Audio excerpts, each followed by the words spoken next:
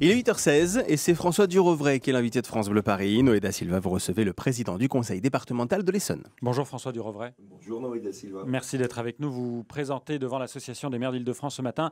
Je lis un pacte inédit de solidarité territoriale. Qu'est-ce que c'est ? Qu'est-ce que c'est ? C'est tout simplement un pacte qui lie les départements pour assurer la cohésion entre les territoires. Les départements, de par leurs compétences, notamment dans le domaine social, ont dans leur ADN la question de la cohésion. Et à l'évidence, en Île-de-France, il y a aujourd'hui des inégalités territoriales. Et l'idée de ce pacte, c'est tout simplement de dire les 7 départements sont d'accord pour qu'il y ait davantage de solidarité au sein de la région Île-de-France. Ça veut dire quoi ? Vous allez mettre vos budgets en commun et vous allez donner à ceux qui en ont le plus besoin, les départements un peu les plus pauvres ? Exactement, il y a 2 propositions concrètes. La première pour les dépenses courantes, les dépenses de fonctionnement. Il existe déjà un mécanisme mis en place par l'État de fonds de solidarité. Nous proposons tout simplement de le doubler, voire de le tripler, c'est-à-dire de le passer de 60 à 120 ou 180 millions d'euros par an. Vous demandez à l'État de mettre de l'argent ? Non, nous demandons tout simplement à l'État d'autoriser les départements les plus riches à aider les départements qui rencontrent des difficultés. C'est un mécanisme qui est aujourd'hui financé principalement par Paris, les Hauts-de-Seine et les Yvelines et qui bénéficie principalement à la Seine-Saint-Denis. Et puis un deuxième dispositif, là, de fonds d'investissement, où nous proposons la création de ce fonds qui pourrait être également de 150-200 millions d'euros par an, à la fois pour intervenir sur des dossiers qui sont extrêmement importants, mais qui sont de dimension supradépartementale. Je ne sais pas si vous avez entendu parler de la privatisation que le gouvernement veut faire d'Aéroports de Paris. On pense que c'est une mauvaise idée, mais si le gouvernement veut le faire, on dit qu'il faut que les collectivités soient autour de la table. Concrètement, les aéroports, c'est une dimension qui va au-delà de l'intérêt de chaque département. Un pacte de solidarité territoriale, est-ce que c'est une manière de dire les départements sont nécessaires, ne nous supprimez pas ? Je pense que tout le monde a compris que les départements étaient nécessaires. Qui pourrait remplacer aujourd'hui les départements dans les compétences qu'ils exercent ? La métropole du Grand Paris ?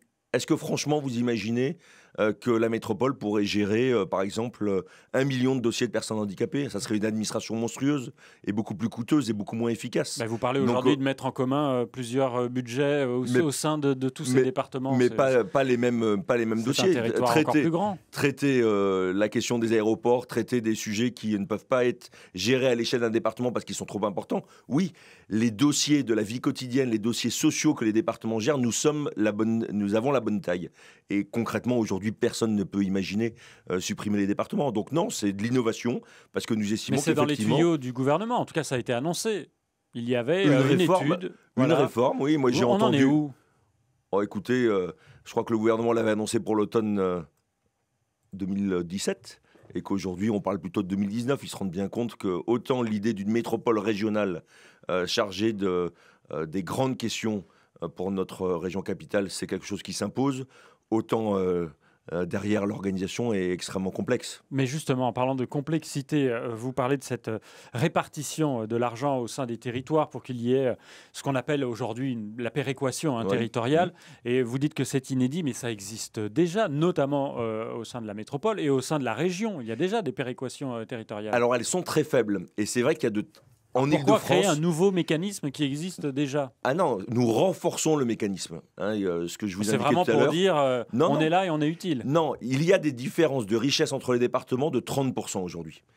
Ces différences peuvent sembler importantes, mais elles sont bien moins importantes que les différences de richesse entre les agglomérations, qui elles sont de 1500%.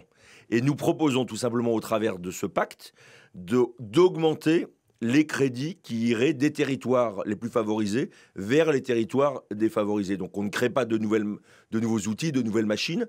On permet tout simplement de mieux répartir les richesses, tout simplement pour que les départements assurent la cohésion. Vous, par exemple, président de département de l'Essonne, vous y gagnez quoi ?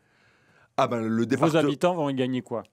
Le département de l'Essonne aujourd'hui est bénéficiaire du fonds de solidarité à hauteur de 3 millions d'euros par an. S'il est doublé ou triplé, vous comprenez que c'est quelques millions d'euros supplémentaires. Mais que vous allez donner par exemple plus à la Seine-Saint-Denis qui est plus pauvre ? Non, parce qu'aujourd'hui, il y a des mécanismes, je ne vais pas rentrer dans le détail technique, mais il y a des mécanismes qui font que ce sont les départements les plus riches, et j'ai indiqué tout à l'heure Paris, les Hauts-de-Seine et les Yvelines, et c'est une démarche volontaire de leur part qui est tout à fait, qui mérite d'être saluée, qui viennent en aide aux départements qui rencontrent le plus de difficultés. Et je le disais tout à l'heure, la Seine-Saint-Denis, le Val d'Oise, qui est un grand bénéficiaire de ce dispositif, et dans une moindre mesure, l'Essonne ou la Seine-et-Marne. L'avenir de notre région Île-de-France, c'est ce super métro automatique, le Grand Paris Express. Les départements demandent un audit indépendant. C'est pourquoi? Pour dire... En fait, on n'a pas de moyens de regard et de contrôle sur ce qui se fait. Et notamment, c'est une accusation contre le gouvernement qui a pris la décision de reporter le calendrier. Franchement, c'est un projet qui est porté depuis 10 ans par l'État et les collectivités. Là, sans la moindre concertation, sans la moindre transparence, l'État a décidé, sur des motifs fallacieux, de retarder l'arrivée de certaines lignes qui sont indispensables donc à la un vie audit quotidienne. Pour contrôler le gouvernement. Mais évidemment, c'est notre rôle. Vous accusez le gouvernement de mensonge. Mais nous sommes membres du conseil de surveillance. On ne nous a pas donné les éléments. Imaginez-vous que la semaine dernière, il a été remis aux élus du conseil de surveillance qui demandaient des informations, le dossier de presse que tous les journalistes ont eu il y a 1 mois et demi.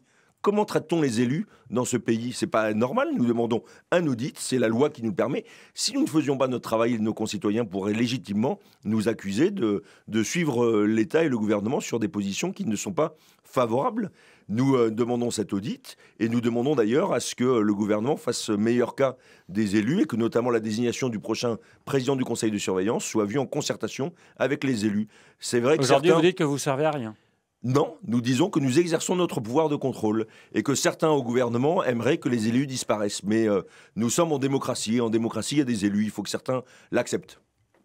Certains au gouvernement. Certains au gouvernement, bien sûr. Emmanuel Macron ne l'accepte pas. Oh, je pense qu'il a un rapport aux élus qui est un peu rugueux. Il n'a jamais été élu lui-même, et ce qui explique qu'il a des fois du mal à comprendre ce qui se passe sur les territoires. C'est une des raisons de la tension sociale dans le pays, notamment les grèves des cheminots, qui paralysent un peu votre département avec le RER-C et D. Qui paralysent beaucoup, et c'est vrai qu'il y a une colère. Et autant nous sommes favorables à la réforme de la SNCF, autant il ne faudrait pas que le gouvernement, par obstination, laisse le conflit s'enliser.